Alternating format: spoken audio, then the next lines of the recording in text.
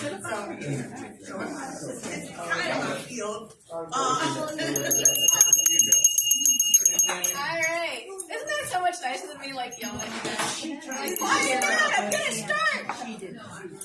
Okay, so this recipe is a little more involved than what I usually do with you guys on a Wednesday. This is more like one of those Sunday night cooking class type recipes. But I was gifted a whole mess of egg roll wrappers, vegan egg roll wrappers. So I was like, okay, let's show people how to make egg rolls that are baked. So there's a couple typos in your recipe. So like up in the ingredients thing it says veggie broth, but down in the directions part it says chicken broth. It's veggie broth. I just forgot to change the chicken to veggie. So don't get all whatever about that.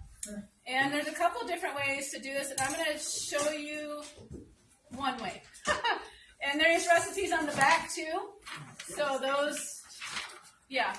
The egg roll wrappers are, you can use them in so many different ways. You don't have to use them for egg rolls. Like I had a friend down in Florida, or an acquaintance I should say, because it was the first time I met her, she made them, which made her my friend.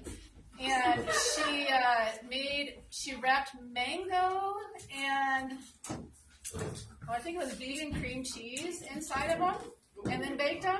So it was like a sweet egg roll. No, it was amazing. It was amazing. Like she was Filipino. It was amazing. So you don't have to use them for just egg rolls. Okay, back to the egg rolls. So first, some ginger. This is a 1-inch approximately piece of ginger. And I just wanted to show you how I peel it. There's many different ways to peel it. You can do it with a spoon because usually the skin of ginger comes off really easily. Sometimes I do it with a spoon. Sometimes I do it with a knife. It just depends on how I'm feeling that day and whether I feel like cutting something or scraping something. So. Okay, so once you get all the skin off, let's scratch this side. Usually what I'll do is I will cut the ginger in half first. So I think somebody sharpened this knife. It's really nice and sharp. And then I'll do like little, whatever you want to call them, slices.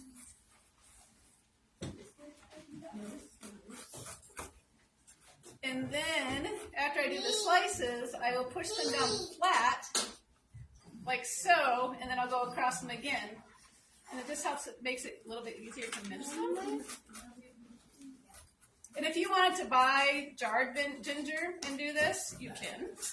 I will tell you it'll give it a slightly different flavor. It won't taste as gingery, just because it's not as fresh as fresh. All right, then you take them and you move them to the other side and you chop them the opposite way. And while you're chopping, you're heating up your pan, especially if it's a heavy bottom pan and especially if it's on these burners, because these burners don't heat up as readily as the ones I have at home. Turn that up a little bit more. All right, so I have my ginger all minced. Then you have some garlic. Now, I'm only doing half of a recipe. And I like the ginger, so I use a little bit more ginger.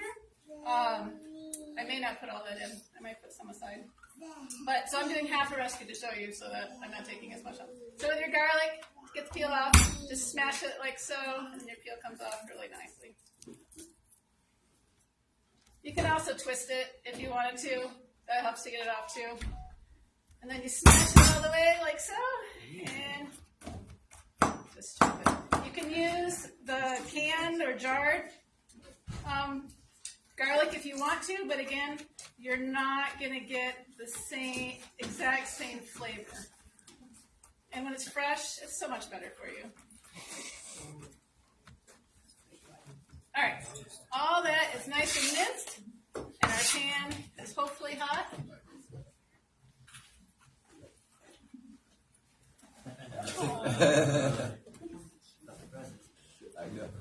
Oh, that's so nice.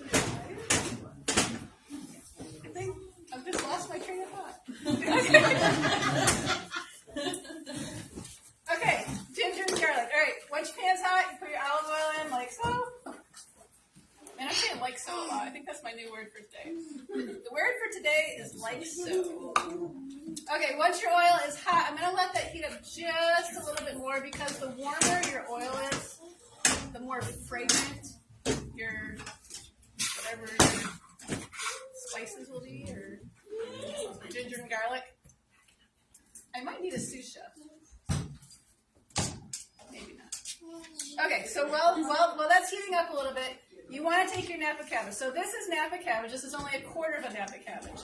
So Napa cabbage and regular green cabbage are different. They are definitely different. And I wanted to show you what a Napa cabbage looks like. So my husband got this for me. I told him to buy the biggest Napa head of cabbage you get, because usually they're sold not by the pound, they're sold each.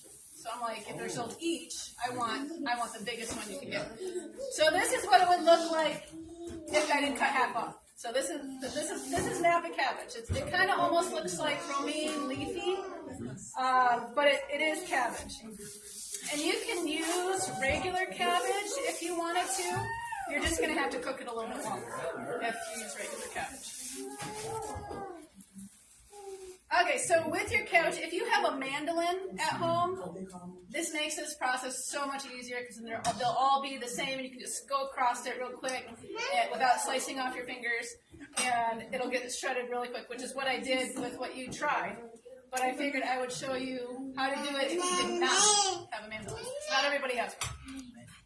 So you just slice it as thin as you can get it. If you move your fingers as you're doing this, because, yes, you can just only imagine why you'd want to move your fingers.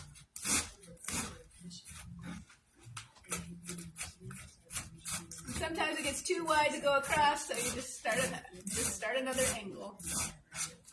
And I'm aiming for, maybe 2 cups here. Well, I guess I'm only doing half of that time. I don't know what I'm doing. Anyway, you can add as much cabbage or as little cabbage as you want in this. Honestly, this is like one of those recipes that you can really add anything you want and stuff these with anything you want. Basically, clean out your fridge and use your veggies. Kind of like the loaf we did last week. Take what you got in your fridge and put it in there, and voila, you have a loaf. Okay, so my oil's nice and warm. Throw my ginger and my garlic in there. I almost said like so. And you want to cook that for, I don't know, maybe a minute or so, just to let it get fragrant. And while that's cooking, we're going to throw in our shredded carrot. Now you can shred this by hand, you can shred it in a food processor, you can buy it already shredded, but of course I have to dip it in something to keep it from browning if you're not shredding it yourself. If you're buying it shredded, they have to do something to keep it from browning, so you make that choice on your own. Then we have some red pepper. I'm going to put that in last. I got some onions. Now in the recipe it says scallions. I don't usually buy scallions, just because I feel like, I don't know, it costs more for something that tastes very similar to onions, so I'm just going to use onions. Alright, and then we're going to go ahead and add our cabbage, right? Yep. Add our cabbage. I mean, so far super easy, right? So if you have a food processor and you have it to where it shreds, like you can put your carrot in there, you can put, and then, change your plate around, and then put your cabbage in there, and it would all be in your food processor already done, and you just dump that whole thing in there. So, alright, stir that up just a little bit. And then we're going to add our red peppers. Another thinly sliced, super thin. Alright, now here's the part to where you can do either or. So it calls for a 1/4 cup of veggie broth. If you don't want to have leftover liquid when you're done with this, don't use that. You want to use like some of this, and then you're just using, basically you're putting concentrated spice in there versus the liquid. The liquid is going to help it cook better, and it's going to cook more even.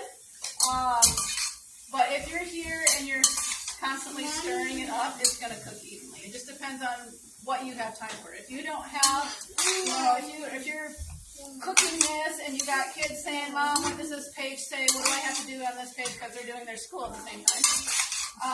Then you might want to do the liquid method where you put the liquid in and then you let it boil for 5 minutes and you're able to do something else and then you can come back to it.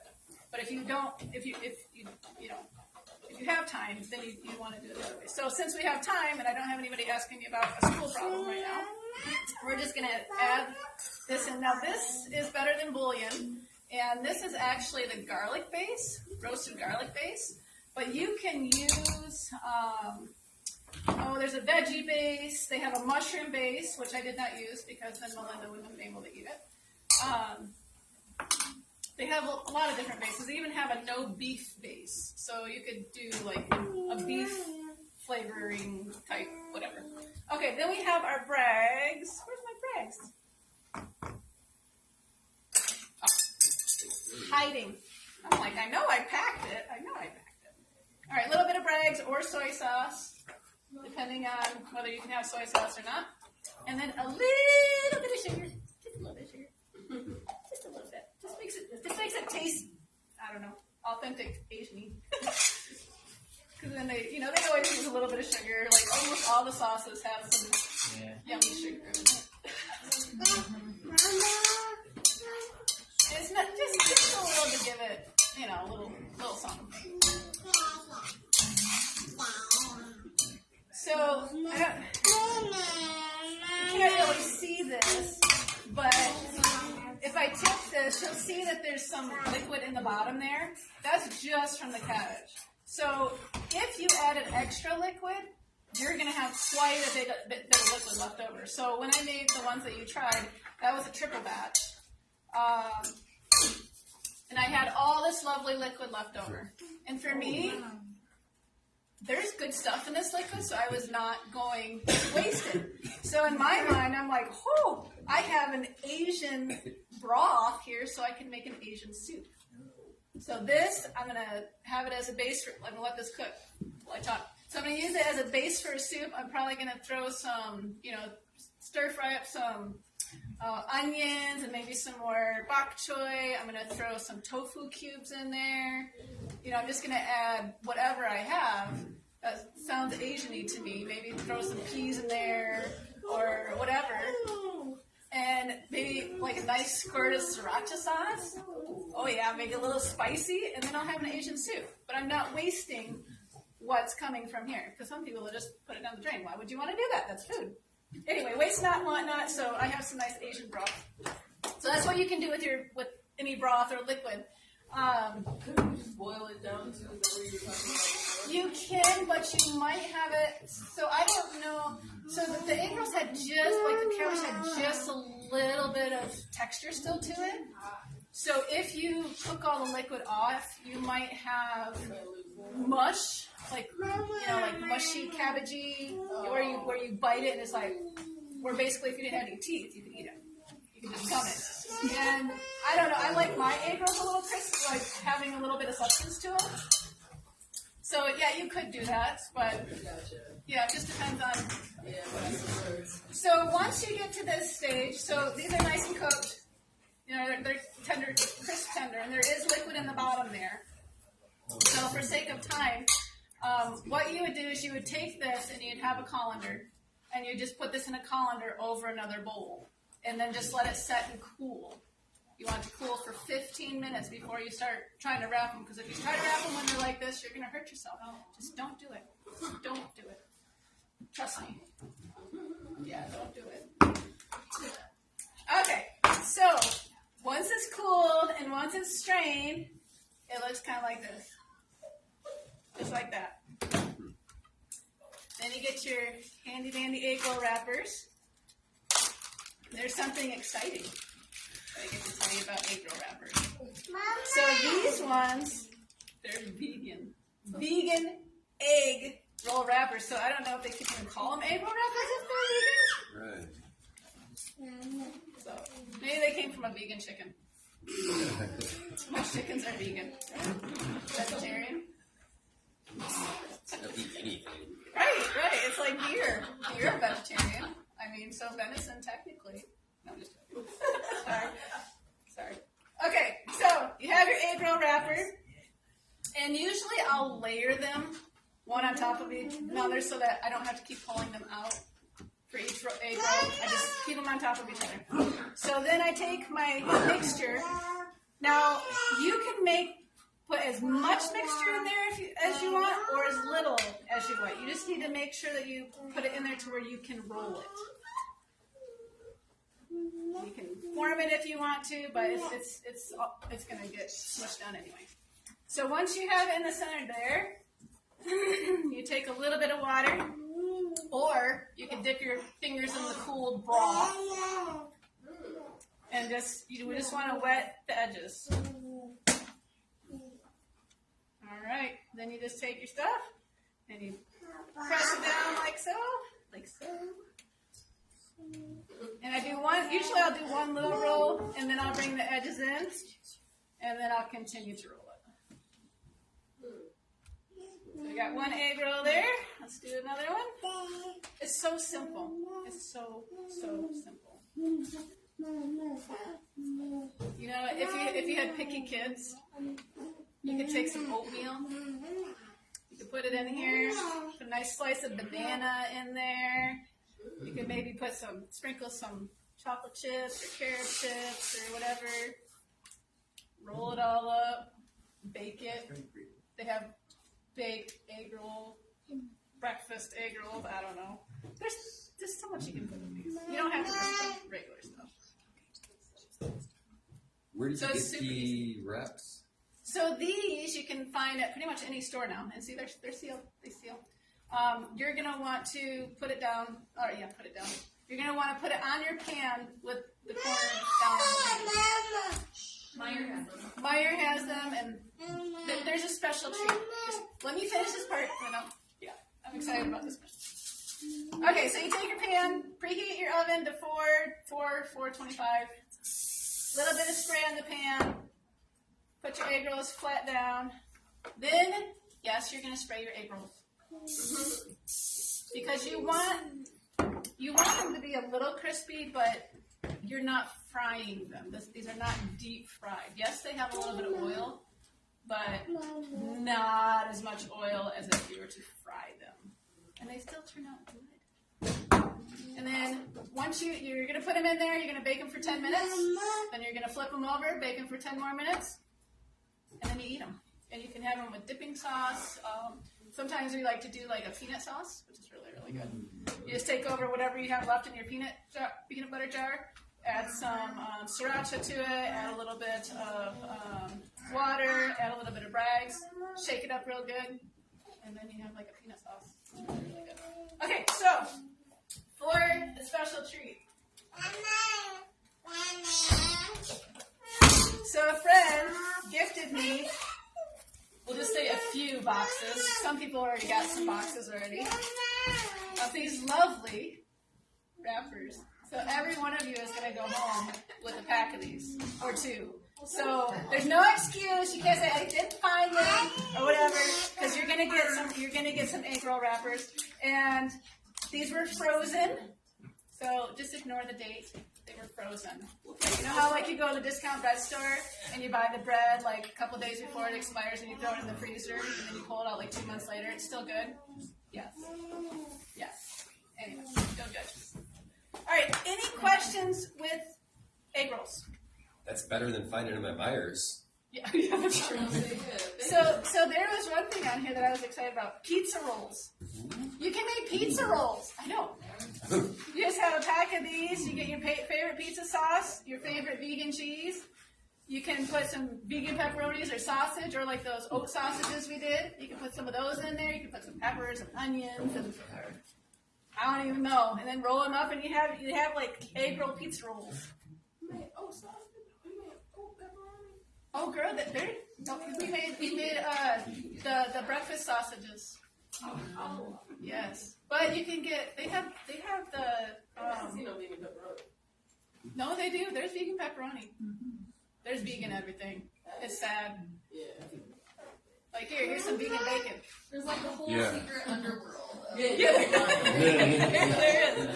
There is. So if you forget, or if this recipe seems too much and you forget, oh, I don't need to add the extra broth, they do have. There is a recipe. This was on the actual package. So they have their recipe. Then there's vegetable, lumpia. Basically, you add bean sprouts to it. And there's pizza rolls, and there's south of the border egg rolls, so it'd be like a Spanish flair.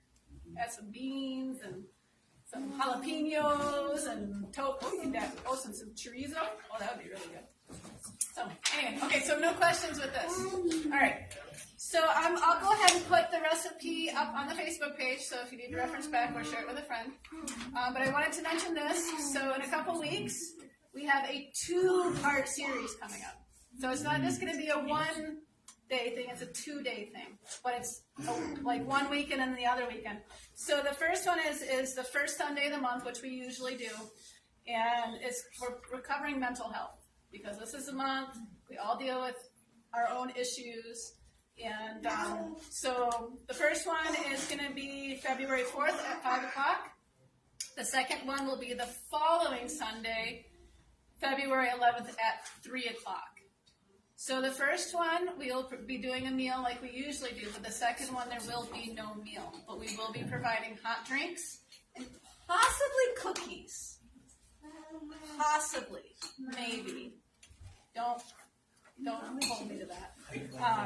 So we have this up on the Facebook thing too, so if you want to share this, you can. But I encourage you to come to this just because we all got issues, man. We all got issues.